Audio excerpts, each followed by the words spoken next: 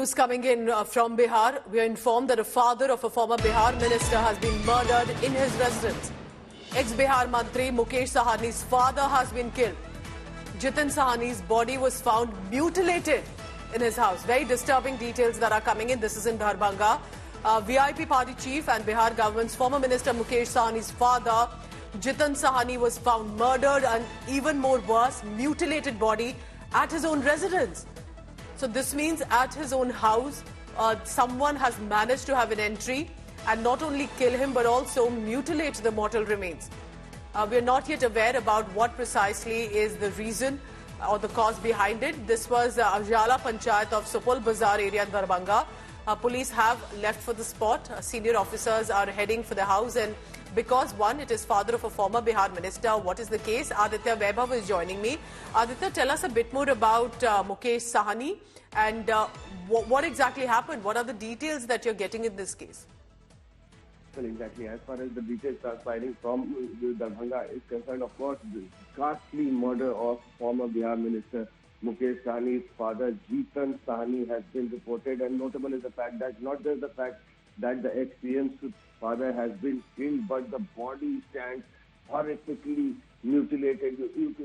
The horrific way the murder has been conducted is something that has raised the eyebrows of even the top police officials, and we've been given to understand that the local police has now sprung into action, and even SSP has visited the point of occurrence. But notable is the fact that the way the thing has been conducted, there have been several cases of murder that have been reported by us, but the gruesome way this has been done is something very alarming. And notable is the fact that the way this murder has been executed, police has sprung into action, and we've been given to understand that they are conducting some simultaneous raids on basis of some local inputs from that area.